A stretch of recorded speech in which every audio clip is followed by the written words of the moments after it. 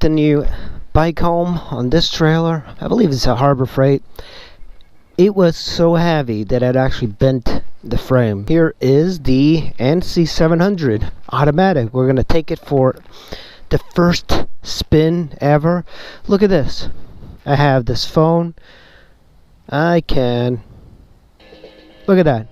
It plays on there. Isn't that cool? The previous owner was quite a quirky guy. Let me just close this. Make sure the key is in there. I did remove a lot of the stickers from the bike. I just got to get to the front fender and just remove that stuff. And look at this. I removed the Punisher sticker and it left this kind of sticky impression. That looks better than what he had, I believe. So to the right opens the trunk, the frunk. To the left opens the gas cap here, which is brilliant. Of course, this is one of the downsides as well. If you're a adventure rider, what you don't want is to constantly be removing your luggage to get to the fuel tank, because another downside of this bike that you often don't hear is that the gas tank on it is so small that you constantly have to fill up. You know, this is a very fuel efficient bike. I don't know if the automatic version is more efficient or less efficient. I'm very efficient with my riding style, but I don't know which one it is. But this engine is almost scooter-like mileage. And this is the dual clutch transmission. So this chunk here, that's one of the stickers, is the dual clutch transmission thing. This one has some little mods that I never even realized. It has these winglets here. It's got the air horn. It's got this here on the left side. You got the winglets. You have winglets over there. Yeah, I'm gonna have to get the stickers. I do like the stickers that came with the bike. I like to get things nice and stock looking. I'm gonna try doing the normal riding. So here we go. It's in neutral. It is kind of chilly already here in the DC area, so we're going to put on our Gerbing electric gloves. I don't have them hooked up yet. Very short compared to the Super 10 Ray. I have experience riding a scooter, so there we go. Shifting. I'm in third, I'm in fourth, I'm in fifth. You can barely hear the fifth going on, and I'm in sixth. And I'm already at 39 miles an hour, and I'm already in. I feel that the tires don't have quite the pressure. I need to fill. No, it downshifted to fifth, so I'm not doing anything. I'm just riding. The bike is handling fine. I think the tires, I need to look at the pressure. I don't know how much the guy rode. Now I can put it in sport mode, and now I'm in sport mode, and now I'm in fourth. I don't know how to shift. Okay, sport mode. Oh, sport mode just kind of keeps the revs lower, but it still automatically shifts for you. So if you want more power, put it in sport mode. There we go, I'm in fifth mode. That's funny, it sensed that I was wanting to go fast and it downshift. There we go. It downshift to fourth from fifth, so I can like move. That's brilliant. So when you put it on sport mode, so now I'm in drive mode, and drive is just like regular commute. Sport mode, I guess if you're twisting the throttle, it downshifts to the right gear. For me, it went from fifth to fourth. All right, here we go, downshifting, and I'm in first gear. There's like these little clicks. Here we go, second, third, fourth, fifth. It's nice that it's got a indicator. This is a very special bike. I was when I went there, I drove 2 hours to get the bike, and I got there. I was expecting a regular, standard manual nc700x, and I got there. I was like, "What? Oh, this is the automatic," and I was very surprised. Pleasantly surprised, because this is the more expensive version, and they were gonna trade it into the shop, so I kind of got lucky. I got this for the same price I bought my manual version, and it's worth quite a bit more. So I am going to park here, just look at some cars really quick. I usually like to take some photos.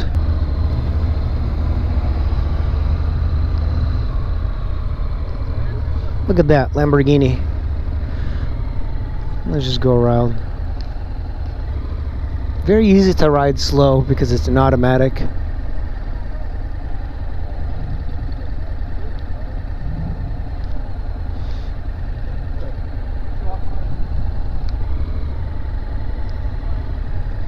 This bike is so quiet.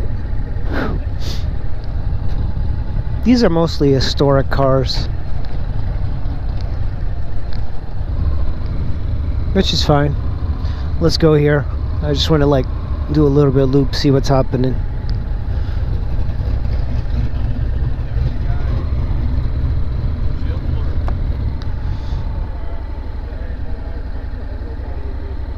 The interesting thing about this bike is that it gets so much more wind than the Super Tenere.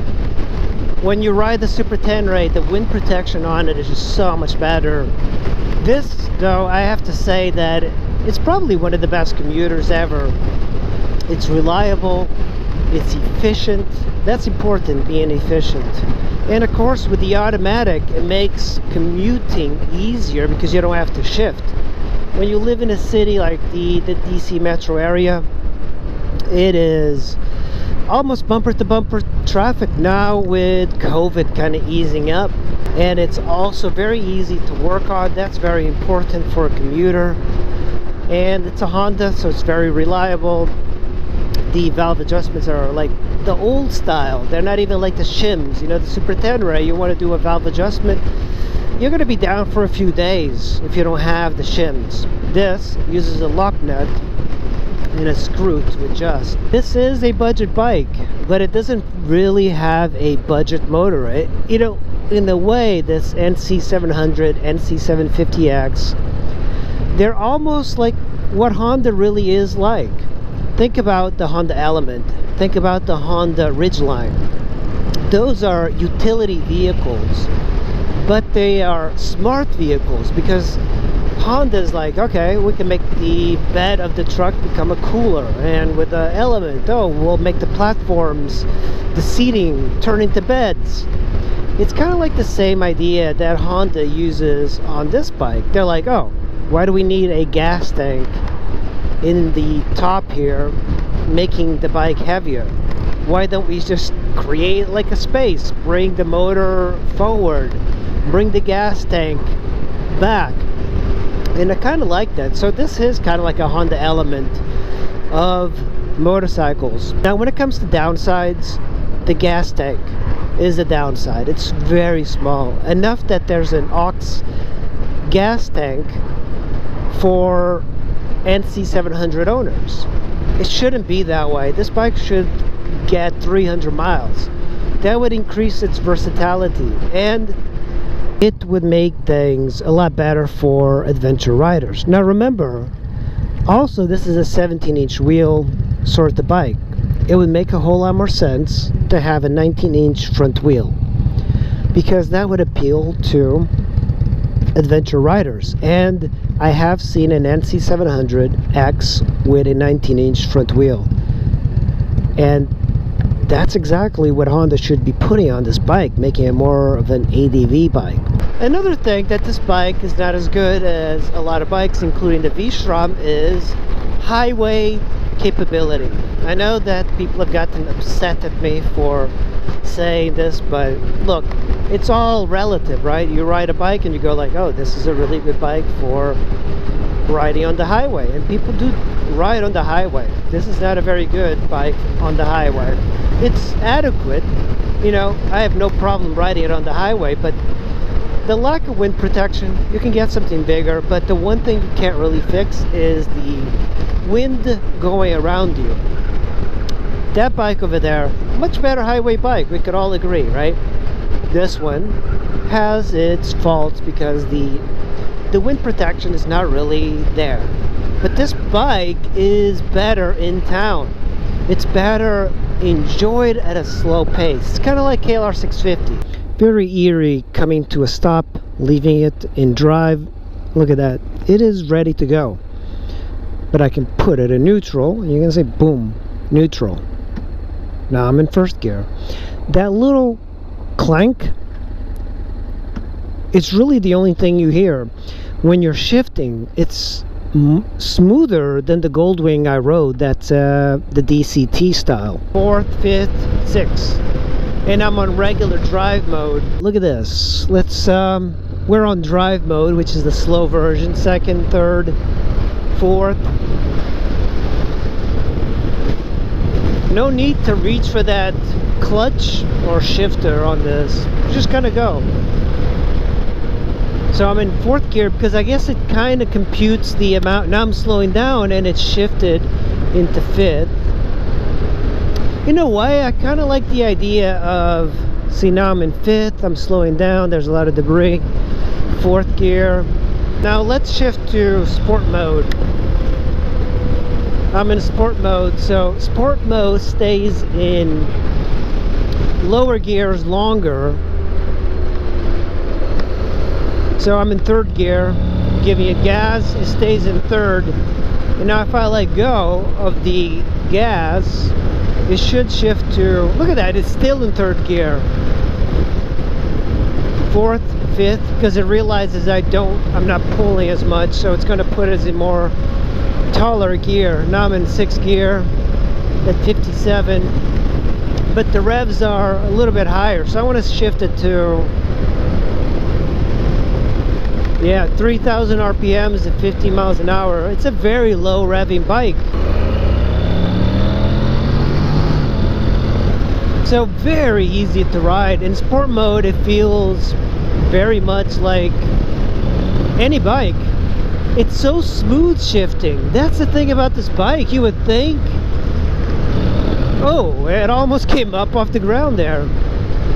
This bike is so smooth. It actually feels smoother than the Honda Goldwing DCT. I don't know how, but I think maybe because this bike is almost, it feels electric, but it's so quiet. I'm going to put it into manual mode, and now the S disappears. I'm in 2nd gear. We have the little shifters on your left hand. Now I'm in 3rd gear, 4th gear, 5th. Now you can be very efficient. It won't let me go into 6th gear at 2,000 RPM, so that's kind of interesting. Alright, I'm going to downshift to 3rd here. I come to a complete stop. Let me see. It goes into 1st gear. That's interesting. So I can move. Now I'm in 2nd gear. You have to kind of be moving in order to shift into the appropriate gear. That's why it won't let me go into 6th gear. So 2nd gear. There we go. Very interesting. I like the shifting. It takes some time because when you're riding, you kind of have to like realize that most people will pull the clutch instinctively. I'm in 4th, shift to 5th, downshift, 2 gears. It takes a while, that's the thing. 4th gear, 5th gear, 6th gear, there we go. I can also make it behave like a manual bike, even better than a manual bike. So it seems like the best of both worlds, really, the DCT. I don't find myself missing that clutch. Like this guy was reviewing, look at this, and he was wearing a mask while he was reviewing the video, so you could like hear the that is hilarious that this guy installed the speaker. It's just so crazy. Well, anyway, guys, that's just a look at the nc700. Putting it back on to take I like it. photos. I like the automatic. It's fun. We're gonna say this is like a especially stupid time. Can I hear the radio? Especially stupid. Yeah, I can listen to Joe Rogan while riding. The theater of it all. I just put on the mask before like giving a speech. Yeah. Because people are very upset. Calling me with a mask. Can you guys hear that? It's man. Okay, guys, I'll see you later. I'm going to listen to the Joe Rogan podcast with Tony Hinchcliffe, and I'll see you in the next video. Thanks for watching. I'm kind of stuck here. The cops won't bother me.